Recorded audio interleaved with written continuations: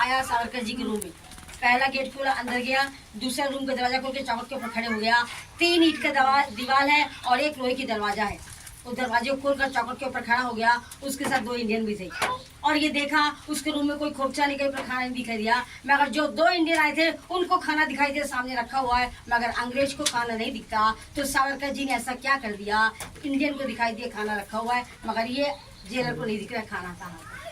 तो देखिएगा, जब खाना खाने के लिए खाना मिलता है, खाना को झूठा करने से पहले अपने थाली में से मुट्ठी भर का गोला बनाकर जेब में रखता है, अपनी खाना खाकर बर्तन को साफ कर अपने कटोरे में 1 घुट पानी लेकर अपने रूम में चल देता है। जैसे रूम में प्रवेश किया, पीछे से एक सिपाही बंद करके चला गया। सिपाही के जाने के बाद उस चावल के गोले को निकाला, उस पानी जो बचा कर उसमें डाला और दोनों को घोलने लगा। घोल कर गाढ़ा पेस्ट बना, वो पेस्ट को दीवार में लीप दिया। इसलिए इंडियन को दिखेगा, अंग्रेज को नहीं दिखेगा। अब ये देता कैसे?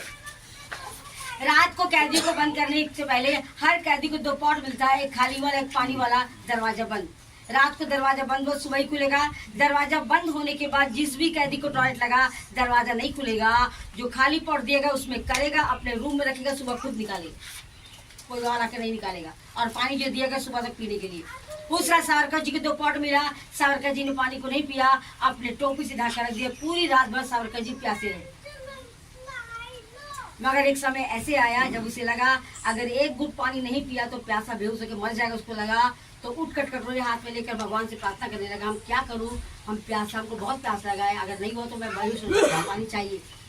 तो उसके दिमाग में घुमा, उसने अपनी उंगली को उस पानी में डुबाया, कटोरे के पानी में डुबाया। डुबा कर उसको बहुत देर नहीं, डुबा कर झटके से मुंह के अंदर लिया। उस उंगली में जितने बूंद के पानी गिरे उससे पूरे गले को गीला किया और सो गए। अगले दिन सूरज की पहली किरण निकली, बुलबुल पहुंची, कहने लगी मैं प्यासी, मुझे पानी दो। उसने बड़े प्यार से अपने पानी को दिया, पहले पानी पी और कुछ पानी में नहाया, फिर कहने लगी मैं भूखी, मुझे खाना दो। जिस चावल को रीपा था, सुबह सूरज की किरण निकली, वो किरण उस दीवार पर पड़ी, दीवार गर्म हुआ, वो नरम चावल फिर हार्ड हो गया। उसने उंगली से टटोला, जो शक्कर दाने थे नखून से कुरेद कर निकाला, कपड़े से पोंछा और जमीन में बिखेरा। वो चुप कर खाई, फिर कहने लगी तेरे हिंदुस्तानियों के लिए क्या मैसेज है। जब सावरकर जी कविता लिखते थे अपने मुंह से कहते थे, ये बुलबुल भी कहती थी, पूरी कविता सुनाकर फुर से उड़ जाती है। अब सवाल ये उठता है, लोगों को कैसे पता चलता है कि ये मैसेज सावरकर जी ने ही भेजा है।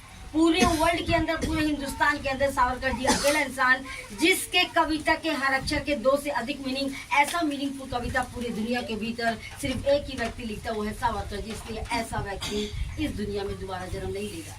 एक अंग्रेज था जो सावरकर जी को बहुत टॉर्चर करता था। अचानक उसका ट्रांसफर हुआ, चिक करने लगा। बोले ये कैसा आदमी, बताता नहीं, रोता नहीं, हमेशा टॉर्चर करके मुस्कुराता, दर्द नहीं होता उसे। बोला ठीक है, सुबह मेरे पास समय है, सुबह मैं जल्दी रेडी होता और सावरकर से पूछ के इसका जवाब लेकर मैं घर जाऊंगा।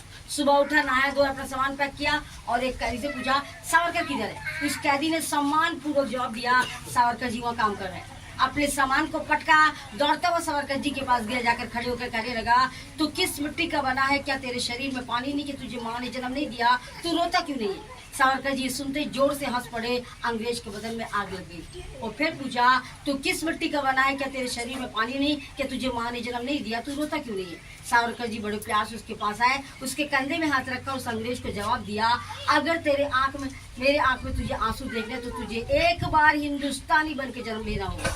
जिस दिन तुम हिंदुस्तानी बन के जन्म लोगे, इस धरती पर पैर रखोगे, अपनी आंख को खोलोगे, मेरे आंसू दिखाई देंगे, क्योंकि मेरी आत्मा रोती है, मेरी आंखें नहीं, और मेरी आत्मा को मेरा हिंदुस्तानी देख सकता, अंग्रेज नहीं। कहा जाता है इस हिंदी का इंग्लिश में सुनने के बाद वो अंग्रेज अंडमान निकोबार वापस कभी नहीं आए। दूसरी क्वेश्चन, सावरकर जी को यहाँ लाकर मारा क्यों नहीं है। सावरकर जी वो इंसान जो मरते को जान डालते हैं, जीवित कर देता है, शक्ति देता है लोगों को। ये सच है।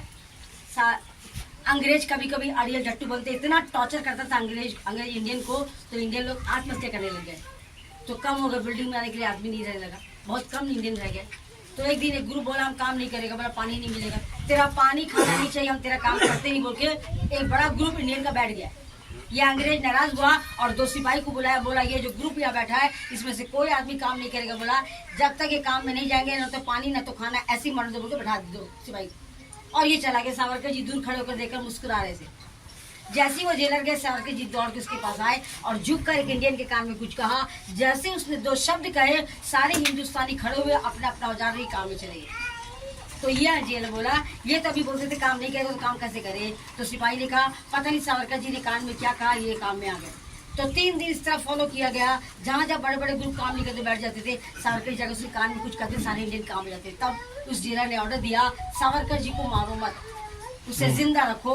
अगर हमें यहाँ काम करवाना है, इंडियन को रखना है, तो इस आदमी को जिंदा रखना होगा, तभी वो हिंदुस्तानी को रख सकेगा, वरना ये हिंदुस्तानी आत्महत्या करने लगेंगे। मेरे पास बिल्डिंग बनाने के लिए कोई लेबर ही नहीं रह जाएगा और हम यहाँ पर राज नहीं कर सकते। इसलिए सावरकर जी को जिंदा रखा गया, इस इंडियन को। अब आप सोचते हो कि कान में क्या कहता है, मैं बताती हूँ कान में क्या कहता है। 2 शब्द वो हर हिंदुस्तानी के कान में जाकर कहता था, तुम्हारा कोई इंतजार कर रहा है।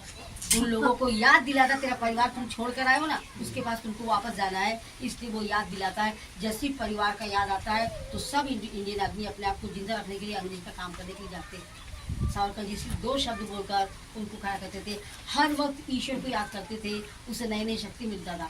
जब इंडियन लाइन बनाकर काम करने के लिए जाते, एक इंडियन को उसके पीछे वाले इंडियन से बात किया, अंग्रेज कोड़े से मारता, इतना मारता था चमड़ा फट के खून आता था। सावरकर जी की आंख से आंसू आते थे, आत्मा रोती थी और भगवान से कहते थे कि मैं अपने हिंदुस्तानियों को इस मार से कैसे बचाऊं। तो उसका भी युक्ति निकाल दिया। हर इंडियन को मौका मिलते ही चैन की बोली सिखाता था, सीख गए। कहता तुम बात मत करो, हम बात करेंगे रात को 12 बजे के बाद। 6 बजे सेल के अंदर बंद कर देता है, सेल से हम देख नहीं सकते, हाथ भी नहीं सकते, तो बात कैसे करेंगे। जैसे ही रात का 12 का घंटा बजता है, सावरकर जी अपने बेड से खड़े होते हैं, उसके हाथ में हथकड़ी होता है, जब सलाखों से हाथ बाहर रखते हैं तो लोहे से टकराता है, तो दोनों बाजू वालों को मालूम हो जाता है सावरकर जी खड़े हो, कुछ मैसेज देने वाले हैं। ये दोनों कैसे भी खड़े होते हैं, अपने कान को दीवार में लगाते हैं और सावरकर जी लगातार अपने चेन से शब्द निकालते हैं, दोनों ध्यान से सुनते हैं और आधे घंटे के भीतर पूरे 7 विंग्स में मैसेज पहुंच जाता है। ये काम था सावरकर जी का। तो अब बताइएगा उसको सम्मान मिलना चाहिए नहीं मिलना चाहिए? मिलना चाहिए। तो हम बहुत पहले क्या करते थे, नहीं दिए, बहुत दर्द होता है सर।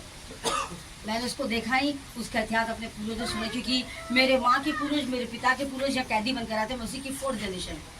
उन लोगों ने सावरकर जी को देखा है, मेरे पूर्वजों ने। और जब उसके बारे में घर वालों से सुनती हूँ ना, तो आत्मा मेरी भी रोती है। बहुत दर्द होता है कि इतने अच्छे इंसान को, इंडियन के हर पग पर मदद करने वाले इंसान को, जब हमें आज़ादी मिली, सबसे पहला मान सम्मान तो उसका करना चाहिए था। सबसे पहला सम्मान का हकदार वो था। उसके बाद ऐरे गहरे दफ्तू कह देती सब ऐरा गहरा को दे दिया, छोड़ दिया, हमारे माँ भगवान को छोड़ दिया। बहुत गलत बात है। आप सब लोग बहुत ही सुंदर हिंदुस्तान में रहते हो। हिंदुस्तान जैसा दुनिया का कोई देश नहीं जिसमें इतने लैंग्वेज के लोग मिल जाते हैं। मगर मुझे एक बात बताइए, आप आपस में लड़ते क्यों हो? मैं आपकी दुनिया नहीं देखी हूँ, इस जंगल से बाहर नहीं गई। मेरा पूरा परिवार वहाँ सब कुछ दुनिया पूरा घूम के आया है और पढ़ लिख के आया। मैं पढ़ने लिखने की भी पढ़ी नहीं जाती मैं कई बार, मगर आँख बंद करके अपने ईश्वर में सब कुछ देखती हूँ तो दिल को दर्द होता है। आज जब कोई बच्चा आपके घर जन्म लेता है, उस माँ बाप को ये ज़रूर सिखाइएगा, उस बच्चे को ये ज़रूर बताना कि हम माँ बाप उसके ज़िंदगी में क्या स्थान रखते हैं।